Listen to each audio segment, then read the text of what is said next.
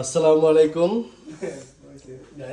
Guys, আপনাদের আজকে নতুন একটা জিনিস দেখলাম। প্রবাসে বসে দেশের স্বাদ, যেমন এই যে দেশের ভিজানো পিঠা, আমরা এটা আজকে দুধের ভিতরে খেজুরের গুড় দিয়ে আমরা ভিজাইলাম। এটার আসলে অমৃতের সাথে আপনার আছে এই দুধকুলি পিঠা, এই যে আমরা দেখতে পারতেছেন। ঠিক আছে, আমরা ভিজিয়ে রাখছি, সকালে এটা আমরা খাবো। ঠিক আছে, এখন আমাদের এখানে রাত।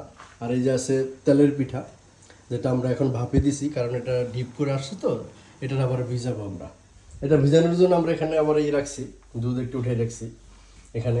তারপর এখানে আমরা এই যে খেজুরের খাজির পিঠা, যেটা দেশি মুরগির, এটা ঝোল দিয়ে আমরা খাওয়ার চেষ্টা করব। আর এখানে আছে আমাদের এই কাটা পিঠা, তেলের পিঠা, কাটা পিঠা দুইটা মেলানো, নারকেলের দিয়ে আমরা বানাইছে। আর একটা আছে এই যে এই পিঠাটা, দুধকুলি পিঠা। ঠিক আছে, পাটিসাপটা তো আপনাদের আগেই দেখিয়েছিলাম, ওটা শেষ করে দিছি খাইয়া।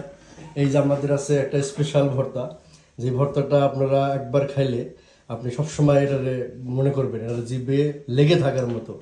ঠিক আছে, এর ভিতরে আপনাদের এই যে আছে গুঁড়া কালিজিরার ফাঁকি, হ্যাঁ গুঁড়া ফাঁকি, এটা ধনিয়া কালিজিরা একসাথে মিক্স করে, যেটা আমরা সবসময় পাওয়া যায় না এখানে, অথেন্টিক।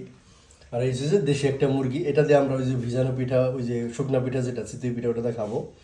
তো অসুবিধা নাই, আলহামদুলিল্লাহ। প্রবাসে বসে আমরা দেশের যে স্বাদটা পেতেছি, এর পিছনে যারা কাজ করছে, যারা বানাই দিছে দেশ থেকে, তাদের অনেক দোয়া করি। আর যে আনছে, এই যে আমার বিআই, ঠিক আছে, সিরাজুল ইসলাম দড়ি, সে আনছে, তার ধন্যবাদ। আপনার অনেক দোয়া, আবার দেশে যাবেন, আবার আনবেন ইনশাল্লাহ।